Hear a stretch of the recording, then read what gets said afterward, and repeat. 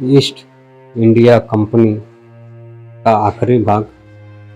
आज कंपनियां अपने कर्मचारियों को कई तरह से छुट्टियां देती हैं, मगर ईस्ट इंडिया कंपनी में छुट्टियों के लिए अच्छी खासी मशक्कत करनी पड़ती थी।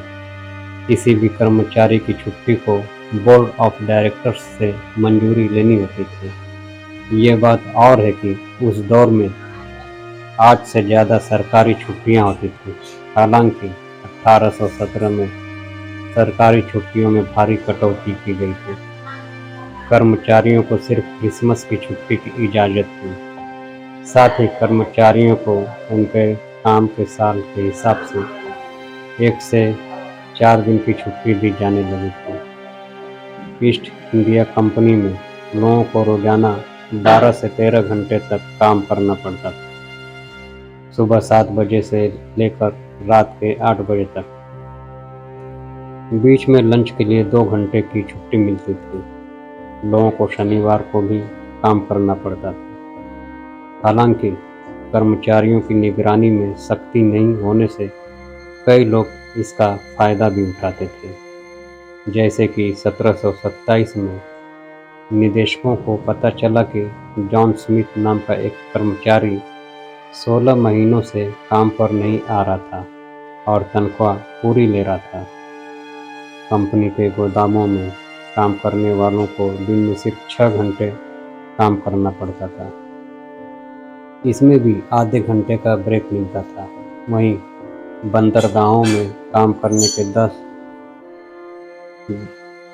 10 से 12 तक थे। विदेशों की फैक्ट्रियों में काम करना आसान था। लोग आराम से काम करते थे। काम और आराम के बीच अच्छा संतुलन था। आज से 200 साल पहले अपनी नौकरी के बारे में लोग क्या सोचते थे? आइए, ईस्ट इंडिया कंपनी के कर्मचारियों को अपनी नौकरी से कितनी संतुष्टि थी।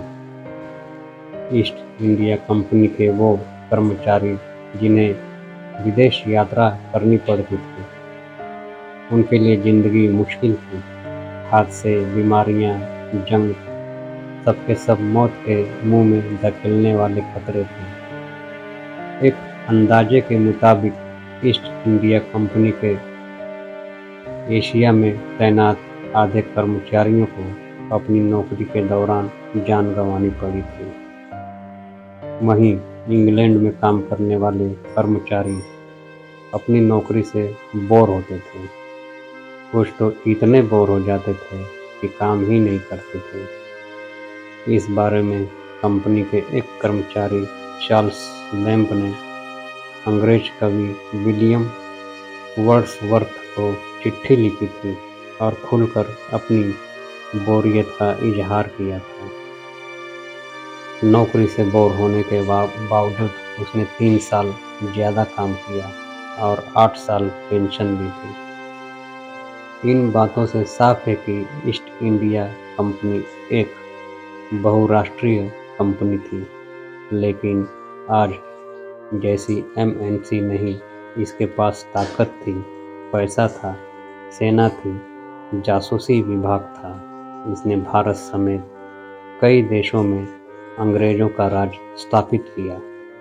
मगर हर चीज़ का एक दौर होता है। 1857 में भारत में बगावत के बाद कंपनी का बुरा दौर शुरू हुआ। 1874 में अंग्रेज सरकार ने कंपनी को पूरी तरह से बंद कर दिया। भारत को गुलाम बनाने में इसी कंपनी का हाथ था, जिसने करीब 250 साल तक बेरहमी से भारत पर शासन किया। कुछ साल पहले उसे एक भारतीय बिजनेसमैन ने खरीद लिया। इतिहास के पहिए का पूरा चक्र आया साल 2010 में। भारत को लूटकर एक समय दुनिया के सबसे अमीर कंपनी बनने वाली ईस्ट इंडिया कंपनी को कोई और नहीं, भारतीय मूल के बिजनेसमैन संजीव मेहता ने खरीद लिया। तब ईस्ट इंडिया कंपनी को खरीदने की डील मेहता ने $15 मिलियन यानी करीब 120 करोड़ रुपए में की। और इस तरह ईस्ट इंडिया कंपनी हमेशा के लिए एक भारतीय की हो गई और ये इतिहास की सबसे रोचक जीवंत इतिहास बनकर रह गई।